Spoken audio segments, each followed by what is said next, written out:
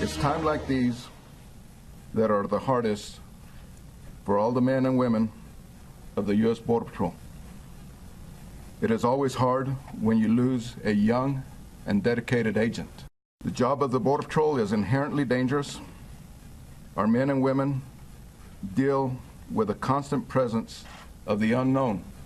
The FBI says it's investigating the death of a U.S. border agent as a, quote, potential assault. His partner injured and says he doesn't remember anything that happened that night, leaving a number of questions about what exactly happened. Joining me now, Texas Attorney General Ken Paxton. Thank you for joining us this morning. Sir, can you fill us in on what you know about what happened that night? So first of all, happy Thanksgiving. Obviously, this is a horrible tragedy for our border agents. But just like our investigations in the AG's office, the FBI is not just going to disclose very much until they know a lot more. But I would say this, the fact that they're offering a reward, the fact that Texas is offering a reward, I'd be shocked, given the circumstances, if this was not an assault. I think a lot of us are confused by that terminology. What does it, what does it mean to be investigated as potential assault? Originally, authorities, Border Patrol authorities, or officials, I should say, came out and said that this was an ambush. It appeared to be an ambush. So can you clarify how this is being investigated? We do know that they were found in a culvert roughly 30 miles from the southern border.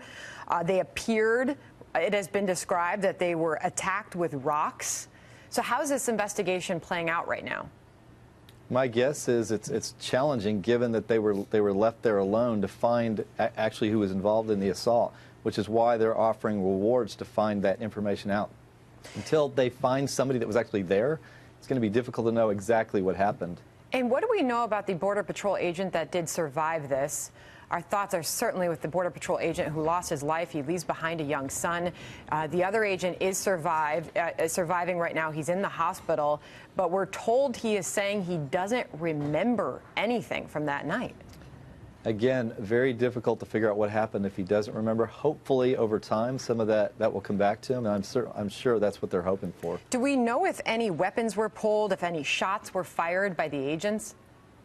At this point, I don't think that happened, but we don't know for sure. And I don't think we're going to know until we either find somebody at the scene or this agent that can't remembers something about what actually happened. And we know the agent who died, he had traumatic head injuries, a number of broken bones he suffered during that attack. You keep mentioning this award that is being given for any information regarding this attack. Governor Greg Abbott has made it clear. I don't know what the amount is at right now. Do you know off the top of your head? My understanding is the feds have offered $25,000 and the governor's offered $20,000. We'll see if that goes up, but at least right now, that's what's out there. Do you know of any phone calls coming in?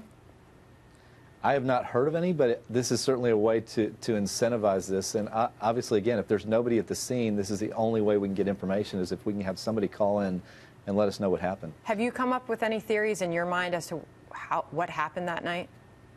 I mean, I'm pretty sure. I mean, if you think about the fact that one person died, the other person was severely injured, they were claiming, the AP, I guess, was claiming that they fell off a bridge 8 or 9 feet and that it was into the sand. I would be shocked if that's what happened. I'm pretty certain we had an assault by probably drug smugglers or the like.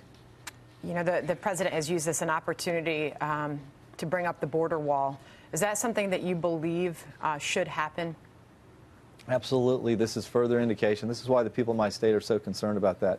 We are very concerned about border security, whether it's the wall or whether it's greater technology or more border agents. This is the type of issue that we're all concerned about along the border. All right, Ken Paxton, we really thank you for coming on a holiday week, an important story that we will continue to see more details as they emerge, and this investigation is ongoing. Ken Paxton, happy Thanksgiving. Hey, you too. Thank you for having me on.